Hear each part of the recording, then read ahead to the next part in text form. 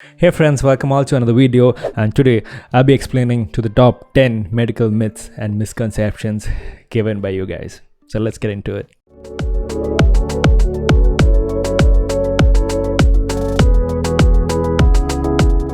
Okay, so first one is we should drink 8 glasses of water every day.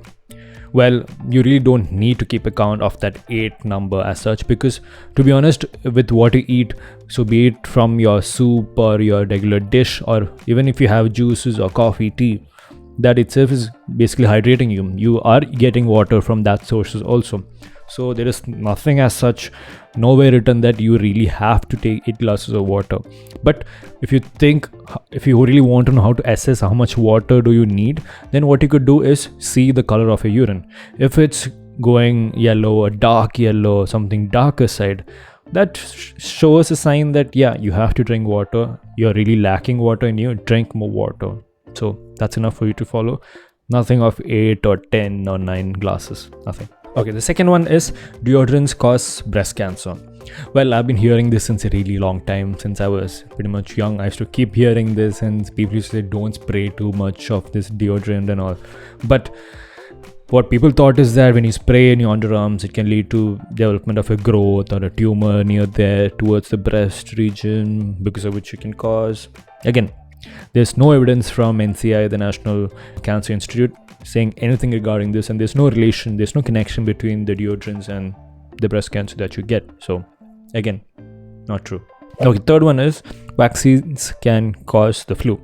Okay, this is very common out there and really needs clarification. Right now, in the sense, taking COVID per se, people say that when you take a COVID shot, you get fever, it's COVID, and afraid to take the vaccinations and all such nonsense. But hear me out.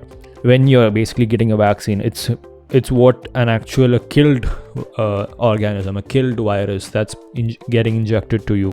So if that's a condition, if a killed or an genetically modified virus is entering you, what your body's doing in its defense is sending all the WBCs, all the defensive cells, and making your body prepared and basically facing that killed virus, so that your body's prepared for the real virus which is coming, if at all, if it comes in the future.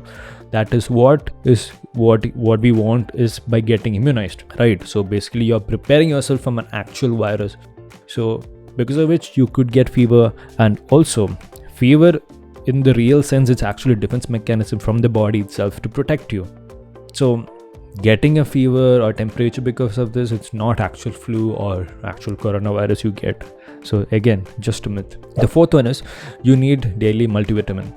Okay, this is something which is spreading out there. People take multivitamins right now, all the vitamin C's and everything. People are going overboard with the whole concept. Only if you're advised from a doctor saying that yeah, you have deficiency of so and so vitamins, and that's why you have to take these tablets, or be it vitamin D or any vitamin per se, then if you're advised, go ahead, do it. Otherwise you really don't need it, because situations where, like, in pregnancies, is iron, folic acid are given for particular reasons, because the woman is pregnant. So for particular reasons you're taking multivitamins.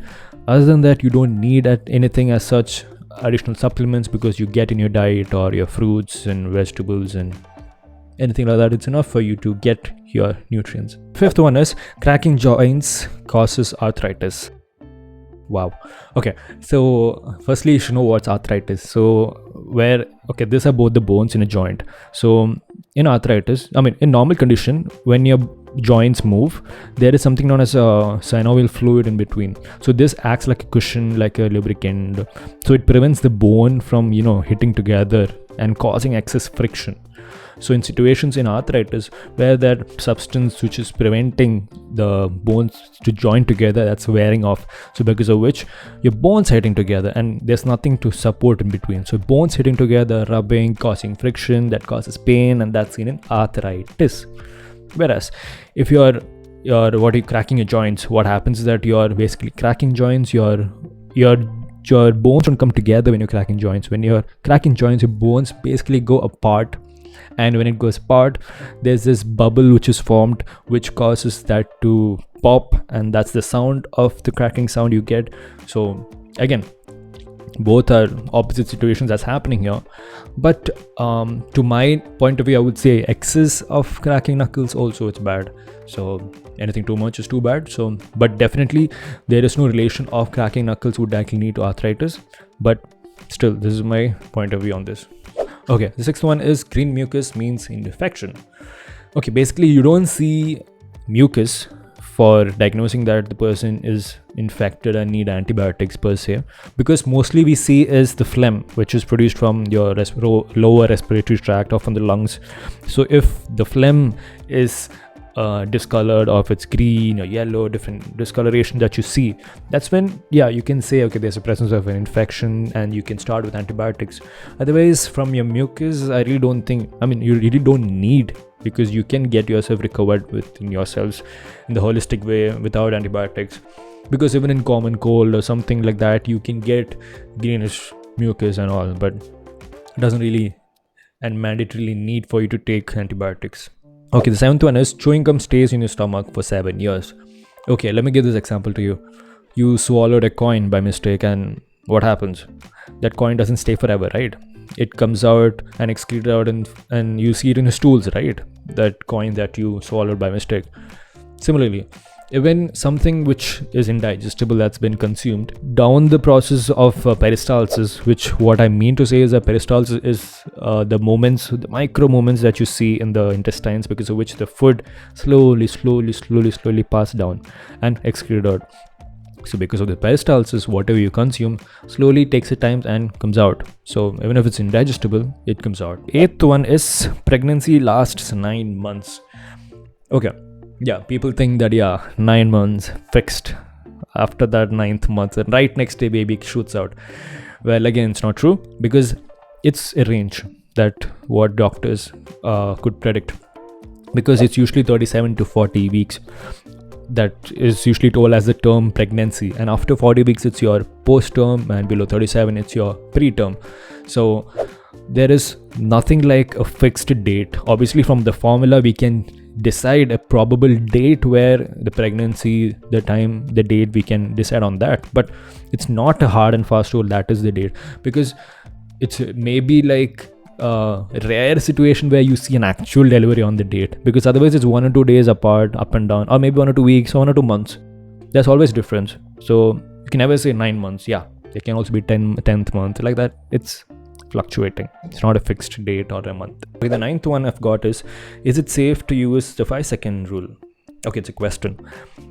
Well, it depends on what food you're eating. Like if it's a chip that has fallen onto the ground, then maybe that would work, because suddenly take it quickly and just eat it. Nothing's gonna be a problem with that. And if it's like a curry that you're having, and if it falls on the ground, then I don't think there's nothing you can do about that of any 5 seconds. But me personally, having the OCD of washing my hands, not to a great extent, but I won't eat if someone comes with a plate serving me food to eat without a spoon or a fork, because I'll be in a state where I'll always need to wash my hand before eating. Like even if it's like 5 minutes gap also, I need to wash my hand before eating. So that's my thing.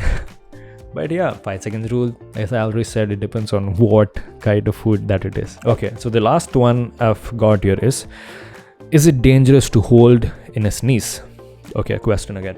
Well, again, it is dangerous, because in the fact that there's so much pressure within you inside, and also in this region where you need to let it go from either from your mouth or from your nose or from your ears. It has to go out. It's air, it's pressure, and if you're holding it in, it can lead to rupture of these micro vessels and can lead to bleeding. So you don't want any of that to happen, right? So if you're feeling like sneezing, just let it out. Do not hold it in. So that's all for today, my friends. I hope you guys liked it. So these were the top 10 medical myths that I picked up from other list of medical myths which I've got. Also, if you have anything out there which I've not mentioned, or if you want any more clarification needed, do let me know in the comment section down below. I'll be really happy to go through it. And if you liked it, don't forget to smash that like button and subscribe to the channel. Also, if you want to watch other reaction videos, click here. Or if you want to watch other information videos, click here. As always, you guys take care, stay safe. This is Dr. Bob signing out.